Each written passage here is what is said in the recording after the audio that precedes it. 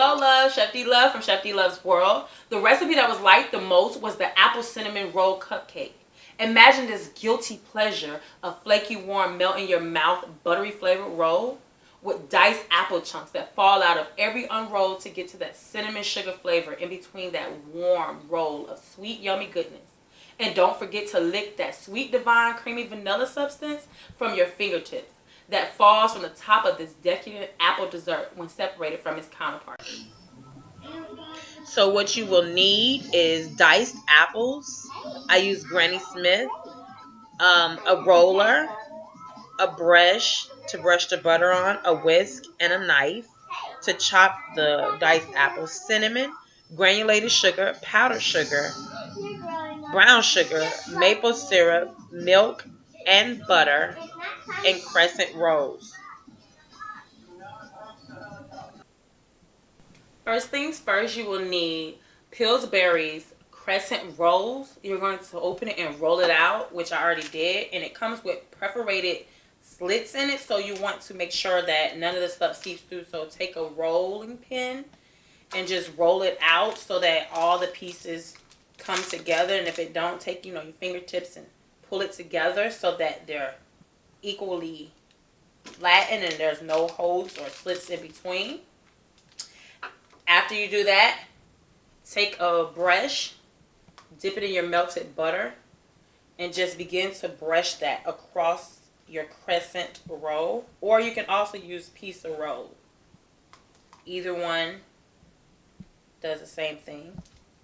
Make sure you butter it all over so that the cinnamon and the sugar holds place along with the apple pieces.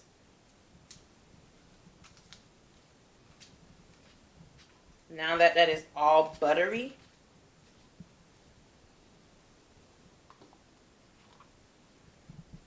you can take your brown sugar and your regular white granulated sugar and mix the two. It equals 1/3 of a cup with the two of them. Then you just mix it. You can use this whisk or a spoon or something.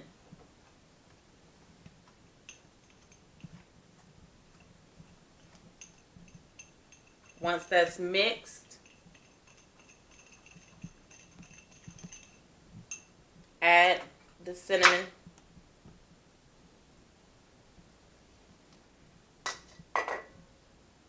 And mix that in also.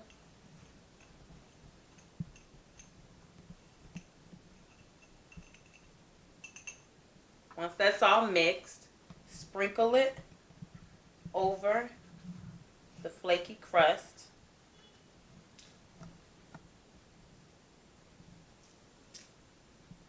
For that cinnamon sugar flavor. You could put as much as you want, not too much where it tears the crust. Now that you have spread that out evenly, take your diced apples and just sprinkle them over that.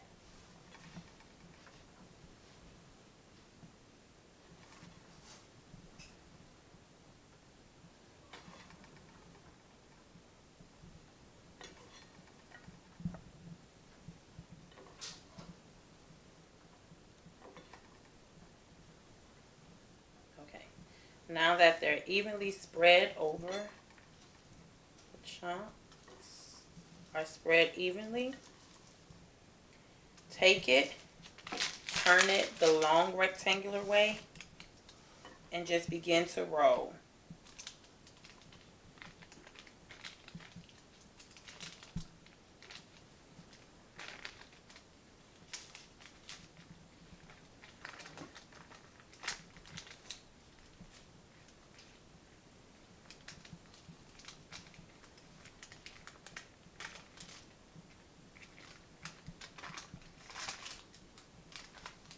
And the reason for the parchment paper is to be able to roll it, because anything else, it probably would stick to your counter. It probably would stick to, unless it was well floured.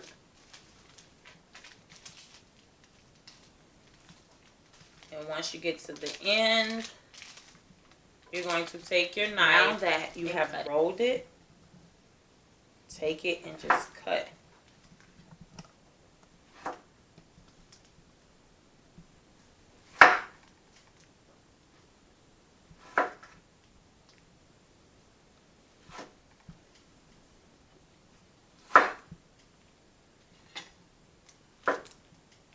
Once you have cut it, place it in your cupcake pan with liners upright.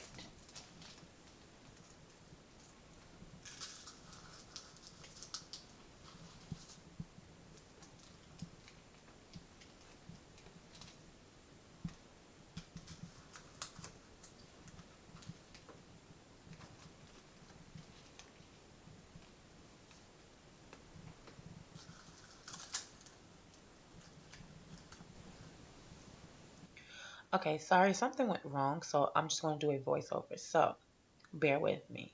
Place those cupcakes in the oven and let them bake for at least 12 to 15 minutes.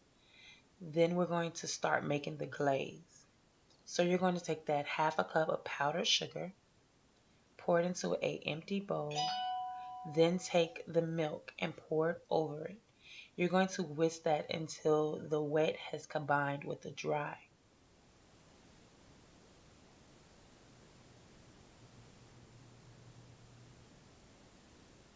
Then you want to add your maple syrup for flavor. Whisk that until it is completely combined and you have a great consistency. Make sure it's thick but still a little drippy of a consistency, I guess you can call it, or more of a liquidy form. Once that is mixed at a great consistency, now it's time to drip.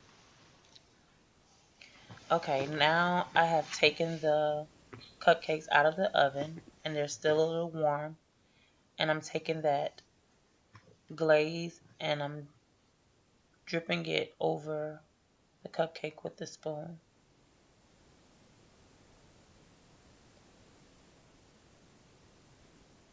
I'm letting it fall so that it's hitting all sides. But let's try another one here.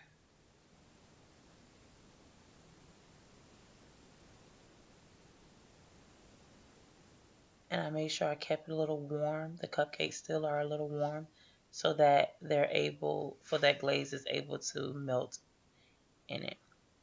I'm trying it now. Telling you, one of the best things.